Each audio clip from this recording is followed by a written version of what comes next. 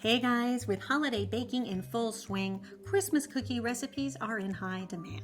So if you are looking for a little inspiration for your cookie platter this year, you are in luck. This video is part of the ultimate Christmas cookie collab that includes 27 YouTube channels all coming together to share their favorite Christmas cookie recipes. Now, if you have not heard of this and you're just joining, you can get caught up by clicking the annotation or by clicking the link in the description below. The collab started the day after Thanksgiving and it will continue all the way to Christmas Eve, posting a new Christmas cookie recipe every day. So here we are on day 15 of this collab and it's my turn. And I'm going to show you one of my favorite Christmas cookie recipes for holiday entertaining. It's my chocolate hazelnut biscotti. So the first thing we're going to do is roast our hazelnuts. We're going to take 1 cup and place them on a rim-lined cookie sheet. We're going to pop them in the oven at 350 degrees just for 10 minutes. And this is going to do 2 things. One, it's going to really release the best flavor from the nut. Anytime you roast a nut, you're always just going to heighten the flavor, and it's also going to help those skins come off. Once the nuts have been roasted, you're then going to transfer them into a clean kitchen towel. Fold the towel in thirds, fold it in thirds again. And what this will do is basically kind of steam the hazelnuts and allow those skins to be removed easily. Meanwhile, we can prepare our chocolate. So we're going to take 3 ounces of bittersweet chocolate, give it a nice fine chop. Then you're going to put that in the bowl of an electric mixer with 3/4 cup of brown sugar. Just go ahead and give it a beat until it's nice and combined. And then in a separate bowl, we're going to add some dry ingredients. We're going to take 1.5 cups of flour, 1/4 cup of unsweetened cocoa powder, a teaspoon of baking soda, and 1/2 teaspoon of salt.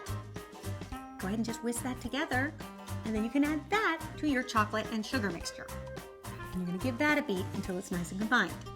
Then we're going to take out some instant coffee. So this is the coffee that you can actually add hot water to create drinkable coffee. It's not the coffee grounds.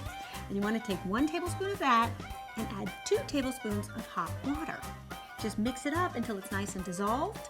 And then we're going to add that to our cookie mixture, along with 1 tablespoon of vanilla and 2 eggs. You can go ahead and just give that a beat, and you will see a rough dough will start to begin to form. Just keep beating it until it's all combined. At this stage, you can go back to the hazelnuts, unwrap them from the towel, and you'll see all their little skins start to come off. Just work off the rest of them as much as you can. Transfer them to a bowl, and then you can go and add them to your dough.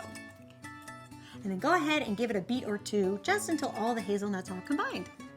Then you want to take about 1 tablespoon of the cocoa powder and put it on a cutting board. And then we're going to take our dough out and just kind of knead it together and form it into a log, about 9 inches long by about 3 inches wide. I like to use the cocoa powder because then if you use flour, it'll start to turn the dough all white, and the chocolate will actually just keep it a nice rich chocolate. And at this point, it's not going to look like much, I'll be honest. But what's going to happen is as this log bakes, it will expand and puff up and will become a much bigger log. We're going to transfer our log to a parchment-lined cookie sheet, and then we're going to place in the oven at just 300 degrees Fahrenheit for about 35 to 40 minutes. Now, this is really the critical stage, I think. You really want to make sure that that dough is cooked all the way through before you take it out, because it's a lot harder in the second stage if you haven't actually baked it all the way through in the first stage. Once your log is fully baked, you can take it out of the oven, allow it to cool for at least 10 to 15 minutes. And then you're going to transfer that log to a cutting board. And then with a sharp bread knife, we are going to cut 1/2 inch slices of this log. And then you'll start to see our biscotti will become formed. But we're not done yet. We have one more thing we need to do. At this point, you can go ahead and reuse the parchment paper. Go ahead and flip it if you feel you need to. And then we're going to take our sliced biscotti and we're going to put it back on the parchment paper. And we're going to pop it in the oven for another 7 minutes for each side. So about 14 minutes total. And what that is going to do is dry out our cookie so that it has the texture most associated with biscotti. Biscotti is really meant to be served with coffee, or it's really great with hot cocoa too. And you want it nice and dried out so that you can dip it into the coffee. And then to serve, I like to pile them high on a little cookie platter and serve with a piping hot cup of espresso. And you will see you will have one tasty little treat that's perfect for holiday entertaining, either to have after dinner and enjoy with a cup of coffee, or to invite people over just for coffee and biscotti. It actually creates its own occasion in itself.